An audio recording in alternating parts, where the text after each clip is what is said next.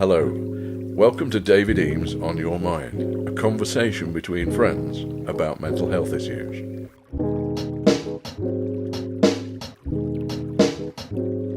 Hello, and welcome to the David Eames On Your Mind podcast. As always, I'm joined by the lovely Mikey Markham and Owen Oxley. And today we're going to be talking about phobias and what we might or might not be able to do to help with them. Owen, are you phobic about anything? Yeah, I am, and it's changed as I've got older. Mm-hmm.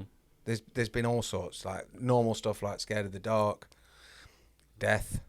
I was really scared of death as a kid. I know I've done this in the death podcast, but it was dark. My mum's house, we had chickens at the bottom of the garden, and it was pitch black, and we used to have to go and lock the chickens up. And obviously, the dark nights, by 6 o'clock, you couldn't see your hand in front of your face, and it backed onto the fields that then there was a railway line. And so the dark phobia or fear that developed into like phobia of ghosts and all the rest of it, because our neighbour at the time was a bit older than me. All he'd done is look at the train timetables. So then he came round one night and he said, you know, every night at 5 to midnight, the train comes past, drops the ghosts off for that evening, and then picks them up first thing in the morning. Nice.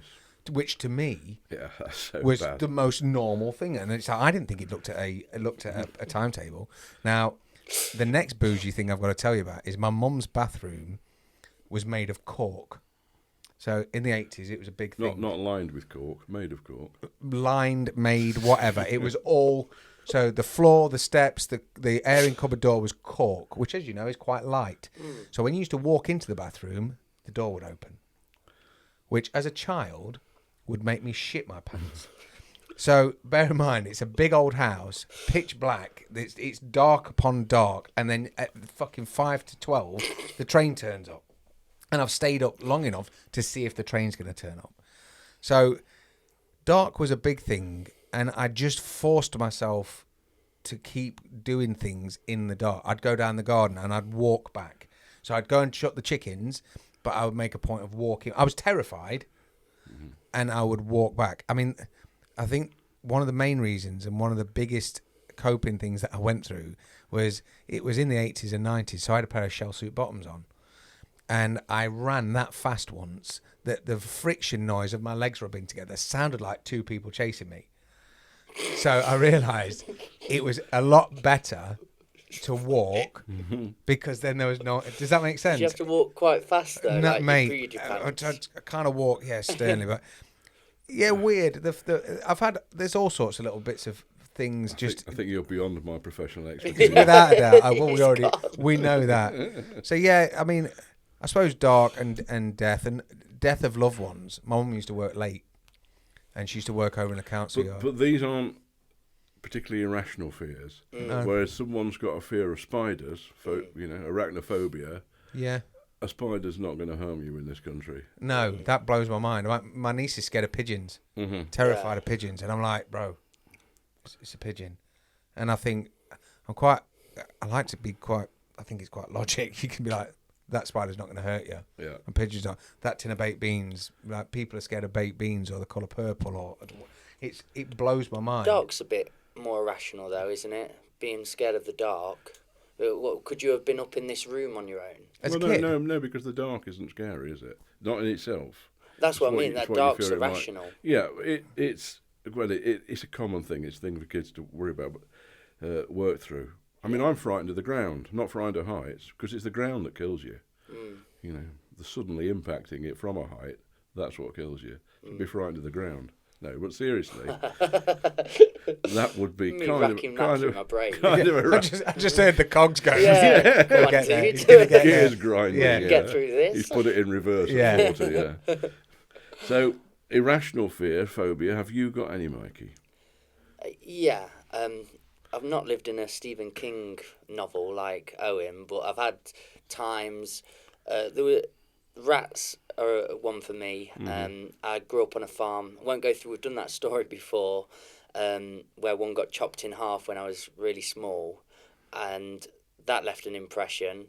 But also, my mum, who's a veterinary nurse, or was a veterinary nurse, she would work with all animals, all animals, snakes and everything, but rats was the one that she would never work on, and she had a fear of rats. Being on a farm, they're everywhere, so you can imagine there's a lot of moments to come to confronts with rats. And the other one was one time my grandma was carrying me around. I would have been about 3, 4, and she was carrying me around the garden, and we were looking at different plants and things like that, and she just literally saw a frog at the back of the shed and started screaming and running with me. And I always remember that. So again, frogs. Are you frightened of frogs?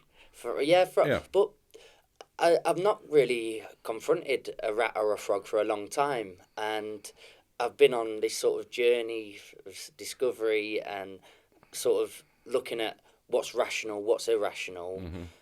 And I like to think that if I was to face one soon, it wouldn't be as terrified as I was before. Not necessarily, because there's a whole thing about phobias that they go beyond the rational. Yeah. So a little bit of a technical background to this really is that when you get something that's often happened early in life, and it can often be imprinted by someone significant, a parent or a relative of some sort, of there's something fearful attached to an object. Might be a spider, might be a baked bean.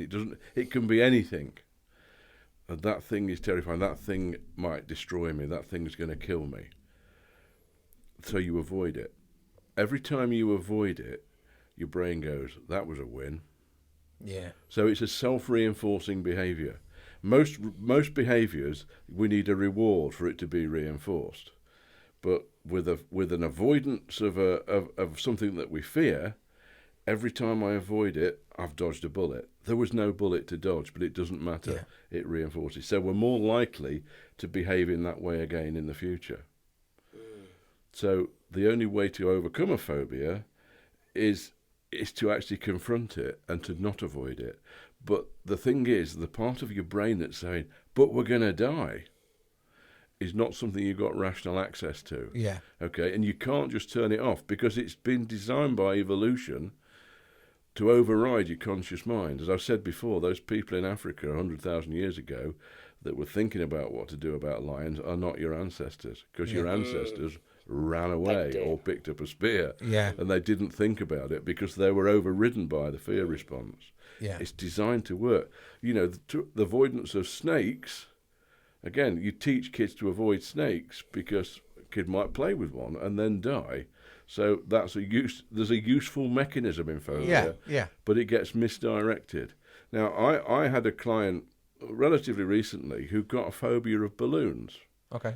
And they were able to recognise where that came from. It was at a family party as a young child where bigger kids were bursting a lot of balloons, and the noise was really disturbing at the time, and that became an absolute phobia of balloons. A very intelligent person couldn't go near a balloon. So I taught them some techniques for sort of relaxation to be able to deal with anxiety, and taught them through the idea of progressively getting closer to a balloon. So buying a packet of balloons, opening one. We had an online session, and she started a session one day with blowing up a balloon for me. I was so proud of her. Yeah. But she'd done it on her own, and it was easy. And afterwards, it's how can I ever have been frightened of this? Of course, yeah. Did you have to pop the balloon at some point to She feel did that, yeah. Really? But it's that complete control.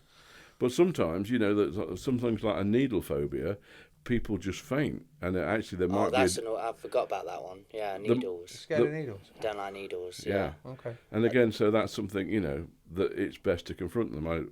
When I used to have an office, I used to have a bunch of needles in my drawer. It wasn't for drug use. It was to work through with clients of that. Okay, start to handle it. You know, look at it. Let me show it you from a distance. Show pictures first of all, and move closer and closer, and learning to control breathing. So we can't really cover the anxiety techniques at the moment. I just want to cover the general principle of recognizing that thinking about whether the thing that you have that fear of is actually dangerous. Yeah. And it's quite hard because your brain is telling you, yes, it is. Yeah. But it may not be. But I've always been impressed, like with when me and Stacey were first together, she was terrified of spiders. And for me, we've just taken the piss out of each other because to me, you go, well, in Australia, yeah, I get it. Yeah, they're terrifying. In England, not so much. But it got to the point where one night we were sat in the bedroom early in the evening, and she'd seen a spider. Just so happened to see a spider. Fast forward to going to sleep, and I'm sat up watching telly for a bit later as normal, and she'd gone to sleep, and then she sat bolt upright and was convinced there was a spider in the bed now because it was on her mind. So this is someone that was terrified. I was so proud of her when we had kids because the kids weren't scared, and because you hadn't passed that on, they used to go up to her and go, "Look, mummy, a spider," and they'd put it into her hand, and you could see it like not freaking out, but internally I'm looking at her thinking, do you want me to have the spider? And she's like, no, I can do it. And she was that stubborn that she made herself way less scared of spider, but it's doing it to protect your young, which again is the evolutionary thing I'm sure is the thing. But she just basically went, no, I'm not having this. And I think it's the same with anything. Like, especially with children, you can acknowledge certain elements when they say, oh, I'm scared. It's like, that's no problem. Let's carry on. And for me, I'm not saying I'm forceful, but it's a case that I'll always say to always have a try, always have a go. Because it's like with heights or with whatever it was. We were on a building, the King Power Stadium building in Bangkok. And you can go up to the 200th floor or whatever it is. And there's on the very top, there's a platform which is, it just sticks out and it's got a glass floor. And you walk onto this glass floor and you look down and it's straight down. And it's not something that I'm into. I'm not bothered. But at the same time, it can't win. I don't need it to win. And when we got there, I said, do you know what? I'm not fussed. And that gave the kids the opportunity to go, all right, we'll leave it. And I was like, no, fuck that. I'm not letting you out. So I'll go and do it. Because it wasn't that I was desperate to do it and it wasn't that I was scared of doing it. It just did nothing for me. But I didn't want these two to miss out on the opportunity because then if they were or they weren't scared, it's the memories and the experience that they have to know, well, I've done that, so this can't be any worse. Do you know what I mean? Yeah. So we always force them to do it. We always make them do it. And then they'll go, all right, well, it's an experience. But it's trying to reduce, like, whatever fear it is. It's just trying to help them cope with it or just acknowledge that it's all normal. Yeah. Immerse yourself within it. Yeah. But I think it's important to recognise that people that have phobias aren't weak or stupid. No, not because there's this very powerful mechanism that's wired deep into our brains to avoid things that might kill us. Yeah. With the one for needles for me that I kind of forgot about, I can vaguely remember moments in childhood. One time I was sort of pinned down by people to get a needle in me.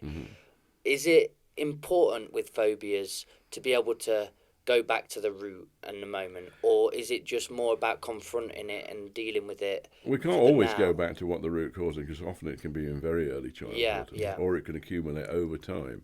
It can help because it can help our own internal narrative of, I know that's what set it off, rather than it actually being something that's fearful. You know, that was a fearful situation, but not caused by the thing itself. Yeah. So I've associated the two things together. Because I suppose some people could say, well, there's no reason for that to be the case, but I am terrified of it. So it's nice to know you don't have to go digging too far if you don't know. Just know the actuality of it is you have this phobia. Now how we're going to tackle that. Yeah, it's can you rationally justify the fear? Okay, so is the thing itself intrinsically dangerous, or is it just that we perceive it to be dangerous? Yeah. Now, which spiders in the UK are poisonous? Answer, all of them. But none of them can penetrate the skin, so it doesn't matter. They're only poisonous to the small. That. Did you know that? Have you not seen the Ricky Gervais thing? Oh, he took the teeth Take away. your teeth from away. Him. Wow, Don't do anything. Wow. What did I tell you? Wasn't that Daddy Longlegs? Yeah. Yeah. Okay. Yeah. Yeah. So Interesting. no spiders in the UK are going to give you a problem. Interesting. So they are not dangerous. As Owen says, spiders can be dangerous. You know, funnel web Oh, yeah. spiders, things black widow spiders, things like that. But you're not going to encounter them here. But it's surprising though that when you go, I mean, I've been to Australia, and it just wasn't on my mind. In the sea, I wasn't scared. Walking about, we saw spiders, we saw stuff, but I wasn't ever worried. And even like when we've travelled with the kids, and we said to them when we're coming back, we say, "Oh yeah, there's snakes," and they said, "What? Where we were?" And it's like, "There's snake, yeah." And they're like, "Oh, well, I didn't know." It's I like, did well, a year in Australia and didn't see anything. yeah, you didn't need to know because it wasn't an issue. So, Because so I had a client some time ago that someone had broken into their garage one night and pinched some drinks. And then, having a husband who was out working nights a lot, there was this fear of being alone in the house, that somebody's going to invade it. And so what we worked through on that was, okay, do a bit of research on crime in your local area. Okay. And seeing if you can find any incidences of anybody having their home invaded or any violence associated with burglary. There was none at all. So their logic was helpful to, okay, so see that the thing that you're fearing, and then rather than having to have a friend come round and stay to keep her feel safe, try and on your own. And if you have to go round to somebody, go someone. And after one night, she was cured. Wow. Very often, people with phobic reactions can be cured after one event. Moment. Yeah. That's Yeah. incredible. Because once you encounter that thing that you fear and it isn't dangerous, the brain just goes, "Oh, okay, I'm all right with that now." yeah, I'll never forget. I must have been about 8 or 9, and my teacher at the time, I think his name was Mr. Collins, and he was the only male teacher in our school. So everyone, it was like a thing. Once you got to his class, everyone looked forward to getting there. And I'll never forget, he once was telling us about fears and phobias, and he said that his kid was terrified of black dogs. And I was like, "Oh, that's shit." And he said, and then in his next statement was, "So we bought a black dog." And as a kid, I thought, "You motherfucker, like, what?" But then, looking at it now, is the most genius thing you could have done. Yeah. Because then the kid can't help but love their own dog, which just happens to be black, and now they're cured, but you can soon see that everything's going to be And all right. dogs get phobias too. Yeah. Our dog, when he was a puppy, was friendly with all of the dogs, and then he got bothered by a larger black dog. Now he's got a thing Yeah. about larger dogs, and particularly black dogs. He's Yeah. a bit racist. Yeah. You know, Yeah. our old dog used to be frightened of things with 3 wheels, so he wouldn't go past a motorbike and sidecar or Reliant Robins. Yeah. He was very. I don't know why. Yeah. What it was that frightened him of them. Something we spoke about doing these episodes is terminology that we use, like should and need and so on. Do you talk to people about how they talk about their phobias at all, and terminology they might use? Not necessarily. It's just how do they feel. Okay, yeah. Interesting. But I think the terminology we look at is how they define how they can act. So no, I can't do that. Yeah, okay, yeah. Okay, is that true that you can't do that, or is it that you're choosing not to? Yeah. Because the answer in the end is, as soon as they recognise that they can do it, it's easy. Of course. It's really interesting. It's almost like you don't want to blame people for having phobias or say that they're weak, but the solution always lies with them. Yeah. You're holding on to your own phobia. Yeah. And so when I work on them with relaxation techniques for dealing with anxiety, that isn't the thing that does it. It's just the thing that gives them the confidence to try to do it. yeah. So if I feel I can manage my anxiety, then I'll give it a go. But it's not the fact that you can manage the anxiety that makes it happen. Because almost as soon as you're in it, the anxiety goes. And it's saying it out loud as well, I think, sometimes. You know, when you're talking to someone or you can explain to someone, it's not that they have to laugh at you or they have to find it confusing, but the fact that when you can explain it or say it out loud, sometimes you hear yourself saying stuff, you're like, this is ridiculous. And I know, obviously, it's all about getting there yourself. But, I mean, I used to be scared, and this is really stupid. I was scared of horror films. And You're supposed to be. well, my cousin had made us watch Child's Play, which is the one with Chucky with the doll, and she was a lot older than us, and she'd seen it a load of times, so she knew all the jump scares. So she got us before it happened, And then when me and my sister were in bed, she grabbed our feet and shouted, "Hi, I'm Chucky, want to play?"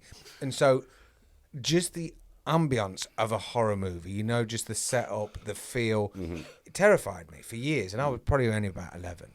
And I'll never forget, Scream, the horror movie, came out, which in the grand scheme of horror movies is like really tame.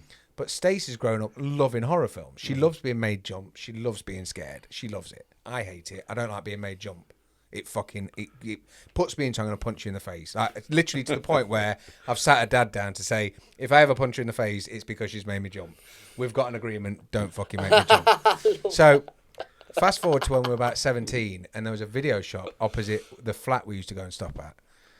And they were all convinced, all my friends and my girlfriend at the time, who's now my wife, was saying, we're going to rent Scream 2. And I was like, fuck that, not a chance. Am I watching a horror movie? Because I'm meant to be a 17, 18-year-old man. I'm fucking king of the hill.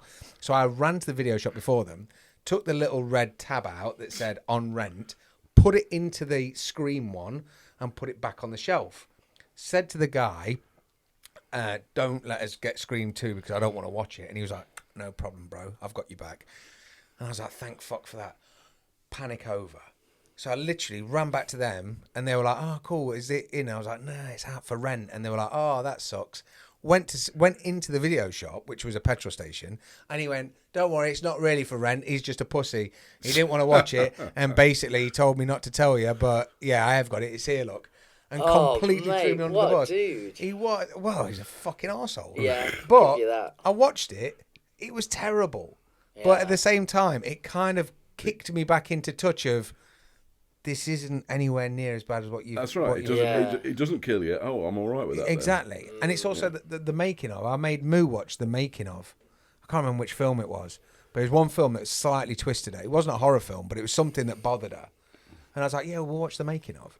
And we watched the making of, and it just normalised everything immediately. So you see someone in like CGI, like in the green suit or whatever it is, and she was like, oh okay. Yeah. And as soon as she'd seen that, she was like, she'd seen behind the curtain, and it was perfect. But I kind of never had that conversation with my mum and dad. I never said to him, "I'm shit scared of this." By the way, I just held it all in. And I think trying to be a bit more in touch to work out when someone reacts in a crazy way is that, oh, you're scared of something. Yeah, I've got an example. I did in South Africa. I'd never been terrified of heights, but my preference was not to go where there is somewhere high. But we did the world's tallest bridge bungee. Yeah. You just got to jump off of it. And ever since that, I'm pretty fine anywhere I go where it's up high nowadays. So I can definitely attest to what you're saying there. Yeah. I had that moment. Facing your fear. Amazing, actually. A really exciting experience. I did have in my head, though, I was going to do this amazing jump and my arms were going to be spread out. And when my body saw what was below, it just went all to jelly. And I think this really clumsy little drop over the side. Yeah. All my change came out. Yeah, I find I'm much worse with heights now than I used to be. When I was 16 for a dare, walked round the outside of the parapet at the top of Chapel Street car park and just for a laugh. Yeah. Wow. It wasn't at all bothered then, but nowadays I find them a bit scary. And I'm fine on my own, but the other day me and Chrissy and Ella went out, and it was in Birmingham, and the way that this building was set up, some of the areas, it was like, Ella could definitely squeeze through there and fall off. Yeah. And that's what it's the protection. That wasn't irrational, that was rational. Yeah. But they're my only moments where heights made me quite nervous in that. Yeah, but it's when you translate it from, I must avoid heights at all costs, rather than I need to take care in these circumstances. Yeah. And, so many things that children in particular, they're designed to pick up on things. So if they get ill, they get sick when they've had broccoli and never want to eat broccoli again. Yeah. It's because that stops them eating poisons in the wild. Yeah. Just putting this on because battery's low. Oh, we don't want the battery to go. No, we don't. But it's the same as it's when you turn 18 or whenever you start drinking, 16, 17, whenever it is. We've all got that one spirit or that one drink that we've had. Yeah. And someone could even show you the can or the bottle. You're like, no. Yeah, I fought hard and overcome those fears over the years. Yeah, just choking it, super skull, choking it down. Yeah, it was. Yeah, rum and black currant was a thing. Was a as a teenager, getting really drunk on rum and blackcurrant. Oh, And it looks so horrible when you throw it up again. Yeah. It's like, Oh, Mine was 1 can of Super Skull. I didn't even drink the whole thing. We only had enough money to either buy half a dozen weak beers for all of us, 3 of us, or 1 really strong tar stripper, paint stripper fucking beer each. And we bought that one. And honestly, I was being sick for so long. It's the worst I've ever felt from drink, and I can't even smell it now. I can't even get it close. Not that I often have like strong beer in my fridge, but it's one of them that it's all lessons. It just teaches you like that was fucking stupid, Yeah. and it's like this external voice just going, yeah, you've Probably never, don't do that quite again. rational though, because you're poisoning your body in that moment, aren't yeah, you? that's right. Yeah, you've never overcome the phobia of buying around, though, have you? You know, that's still, if we'd been out for a drink, that would be justified, but we haven't been out for a drink, so it doesn't matter. that's how he avoids it. You see, Yeah, there you go. It avoids the whole I possibility. definitely avoid the whole night. So that's all I do. I get away with it. Okay, well, I think quite a short session on this one, but hopefully useful. It's something we might touch on in other respects. I think we'll do some future podcast about public speaking, which is another kind of phobia. It's all about pushing into the thing that you fear, because that's the only way to overcome it and to prove to yourself that it won't kill you. So thank you and good night.